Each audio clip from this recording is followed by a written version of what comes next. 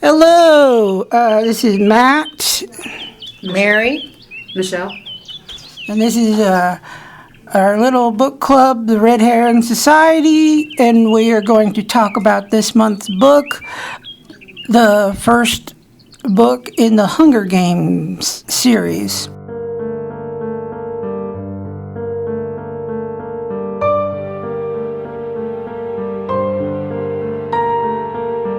All right, who wants to start? I enjoyed the book so much better than the movie, and I did both this last month. And the details in the book just were so much. Just I don't know. I liked the movie too, but the details of the book are so much better. It really explains stuff through and through. I get more now in the movie than I did before I read the book. How about you, Michelle? Well, sometimes after reading the book, because I read the book first and then I watched the movie, and at first I was kind of mad at the movie. I was just like, that's not how that happened. It's so much more meaningful if you know all of this. And then now I watched the movie again while I was in the middle of reading the book, and then I read the book and the movie this last couple weeks. And I think that some of the stuff that I was upset about was not as big a deal as what it felt to me at the time, but it still does mean more if you know, like, in the long run, she still got the pin from the same person, but she didn't get it the same way, and how they used it, like, for luck or whatever. It was not like, it was always meant to be a sign of, kind of rebellion from the very beginning. But they kind of played it off in the movie like it was just for good luck. But It was always, whether she understood that or not, the intent of it was always like, we're above this. And, like, stands for, standing strong and, whatever. Yeah, if going back with what Michelle said, how they changed, like, the pin. That was one, because that's one of my favorite parts in the book. Me too. I believe in the movie, she just bought it in... the lady in the market gave it to her when she was bartering. Yeah, she was bartering, but it was the mayor's daughter. And I thought she had given it to her in another book, but I guess she did give it to her in the first book. Mm-hmm. And that became her token. I guess everybody, all the tributes got a token. Except for, was it District 1 or 2 that had the ring with the poison tip that they weren't allowed to keep? She did, and she's like, oh, I didn't know that had it in that. Yeah. Lies. Unlikely. Yeah, the other thing that I thought they changed that I didn't really, like was, like, the statement about, like, PETA telling her that, his dad thought somebody from District 12 would finally win. Was it the dad or what? Oh, I'm sorry. Go ahead. I think it was the dad in the book, but in the book it was the mom. Yes, because she told him, but in the movie he came and told Katniss himself. Mm-hmm. And I liked it better when, like, she was real defensive, and then he kind of just used that story to disarm her, and she was like, oh, and it kind of softened her. I liked how they played it way better in the book. Because later on you find out his dad, PETA, told the story about how he liked her mother, and that's why he'd always been kind to the girls. Mm-hmm. And then later, I guess that was one of the first times that, wasn't it? He sort of before the bread. That was when he sort of was falling in love with Katniss. And they told that story in the when they were in the arena, hiding in that cave. Yep. So yeah, I always thought, my goodness, if you guys got all this technology and resources to put on this display, can't you find a way to feed your people? Mm-hmm. Well, but if you, like, read the most recent book, the prequel, yeah, I did. It kind of explained that a little more. Yeah, well, I know they rebelled. I mean, that was pre-rebellion. I've always wanted to know okay, the world they live in is called, not the world, but the country they live in is called Pan Am. Mm-hmm. And that's what they renamed America. And I'm like, what happened to the rest of the world? Is this like was there a nuclear, I can't say it right, some kind of, because I do remember them saying in this book, they rose up and... 13 rose up, right? No. 13 is the one they destroyed. Isn't that the district they destroyed, 13? No, not 13. Wasn't it 14? Yeah, 13. Yeah, it was 13. But what I mean by rose up is like the whole nation itself. Like they said, we rose up out of disaster or something. And I always wondered, what did they mean by that? What happened to make them go to the, basically to change from the U.S. to this dictator Ham Ham sort of thing? I don't know. I never understood exactly how it all started, but I know that like they hint at there was some kind of uprising and some kind of war, and then that's why 13 wasn't there anymore, because they supposedly destroyed it as punishment for. But it's crazy how which I know to a point that's how we are still in the U.S. Like there's such a big divide between the poor and the rich. But to watch it the way that you see it in the story is like kind of overwhelming. That it's like, this is obviously not okay. Yeah. No matter what skills or what they have, and sometimes it was just by dumb luck where you were born or whatever. And they had so much more to the extreme of just unbelievable. When they talked about starving. Yes. In one place, while other places were had gold hair. Yeah. It's And there was some of the cruelty that the Capitol put upon. I mean, sometimes they wouldn't kill you. Sometimes they would just Torture? They would torture you or make endangered. I don't know if the right word would be endangered servants, because doesn't endangered mean eventually they can get off of being a slave? I think indentured's not ever getting off. I don't think isn't they it? could ever get off the Yeah, slaves. that's what I took it as. Okay, well, I know that the Evox or whatever they were called, they were they cut their tongues out and. Yeah, I kind of missed a lot of that story in the movie, which I kind of didn't. I was doing other stuff. I didn't watch it as intently as I have in the past.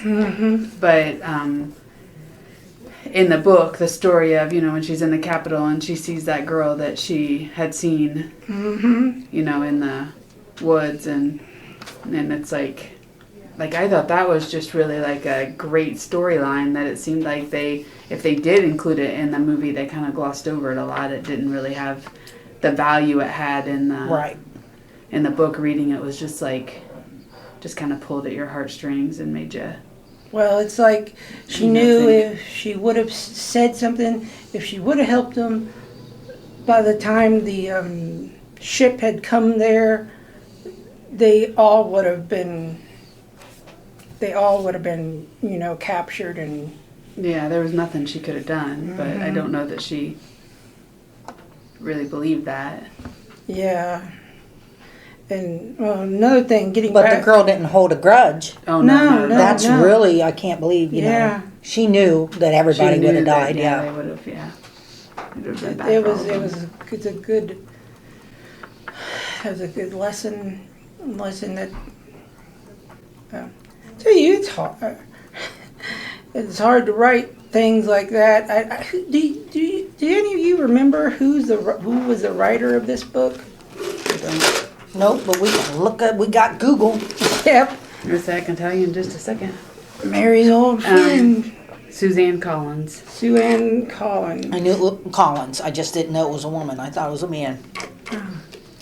I knew it was a woman. And since we didn't get to meet last week and didn't choose a book, I started reading the next one, Catching Fire. Oh, Because I wasn't sure what we were going to do. I was going to say something. And I wanted about- to keep on with the story. I was going to suggest maybe we should do that. How's that sound to you? sounds good to me.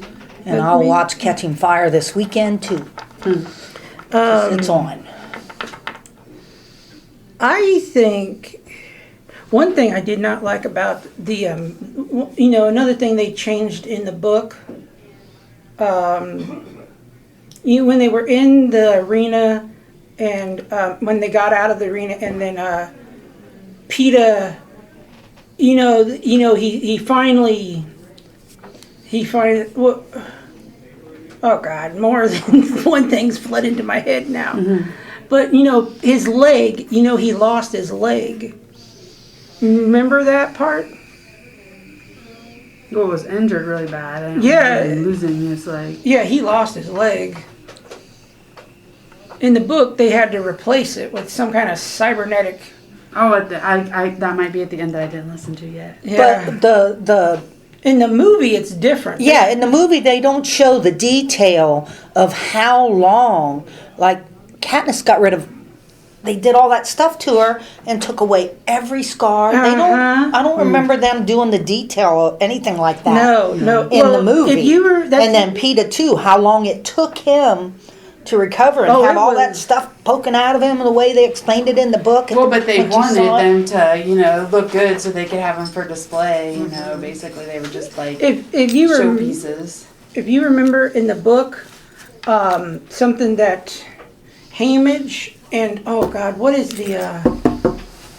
her Cinna, the one that dresses her? Yes, Cinna. Cinna and then oh God, what did I say? Hamage and the Effie? No, the capital, the people, they wanted to surgically alter Katniss. And Hamage and then they made a sort of like a bargain, not a bargain, but like, okay, well, we'll just make her look like she's more, I don't know, what do you call it when a woman's more, they have more, well, she's like, how old is she? Isn't she only like 16? I know her sister was pronounced. That's the word I'm looking for. She's more, they wanted to make her look more pronounced. Okay. More in certain areas that a girl her age wouldn't be. So I'm like, and the book said she was too young. Yeah, is the way it sounded. That is why the actress that they picked. The only movie I've ever truly liked her in was the Winter Bones. And I don't know if you've ever heard of it. No. It's a good movie. It's a really good movie. And it's a book, too. I saw the movie before I saw the book. Is it a sad movie? Yes. It's not sad. It's realistic. It's like what could happen to somebody in the Appalachian Mountains. Like, it's about a girl who is raising basically her entire family, and her mother, something's wrong with her mother. She's not very mentally there. And then I guess one day something happens to her dad because he's messed with drugs. Sounds sad. And then he put their house up for bail because he couldn't do the stay in the prison. You were telling me that. And so after that, they don't know what happened to him. Because he was involved also with some kind of cartel. Because he made a deal with the DA. And so, not to tell you what happens, but she goes through heck trying to find him. I'll look that one up too. Which one's that one on? Huh? Netflix? Actually, I couldn't find it where it was. I own a copy. I had to buy a copy of it. I see. Because if you had something to play it on, I would loan it. We do. It's just not hooked up. What's the name of it again? Winter Bones with the same actress who plays in Hunger Games. Hunger Games. Julie, is it? I know her name starts with a G, right? No, not yeah. No, a J. Jennifer Lawrence. I think it's Jennifer Lawrence. Or is that an older actor? That's an older one. Oh, I do know that the actress who played in the Hunger Games, she just not too long ago, she just had a baby. Oh, I didn't know that either. I know but when she played in Winter Bones, and then she was like that. She's actually from somewhere in the Appalachian, somewhere from. Looks like Winter Bones is. You can buy it on Apple TV or Amazon. It's like $4 to rent it. Oh, so you got it. I figured I'm just gonna buy it. I would have bought the digital thing, like the DVD digital thing, but I wasn't gonna pay that much for it. But anything else you guys want to say about this book? I know what other books has besides the Hunger Games books has that writer? She's not the same one who wrote. She didn't write the Twilight series. I don't think so. I'm looking. My friend Google. Yes. Make sure Alexis doesn't get me. There's something. She wrote some books about Gregor. Gregor. Gregor. Never Like heard. Gregor the Overlander, Gregor and the Prophecy. I've never heard Looks of like that. a whole bunch of them. I've never heard of him either. Must not have done as well, apparently. She did 5 of them in that series. You can buy them on Amazon, all 5 for $18.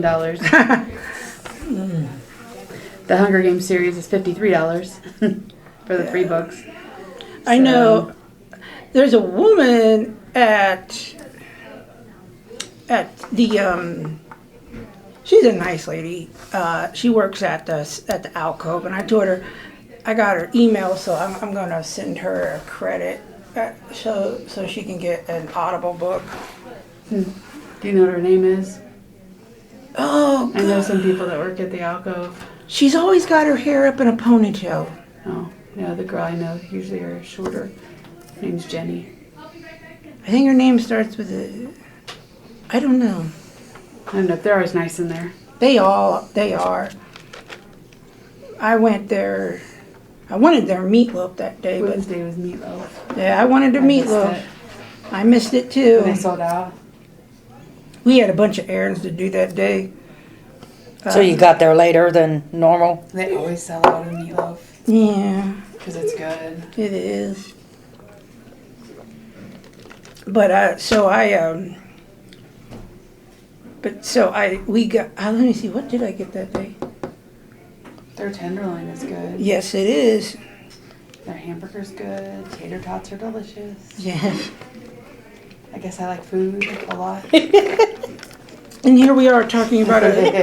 And here we are talking about a. Book where everybody's starving. Yes, about the Unless you're in the capital, you get all kinds of delicacies. Yeah,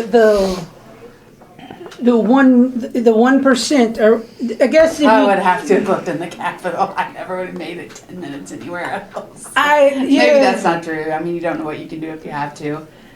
But I'm not very tough. when she was talking about, she was talking about some of the different meals and thinking about what she would have had to have done to come by something even similar by that. I mean, would have replaced. Oh yeah, she was talking about like how she would make the recipe if she was at home and she hunted for it.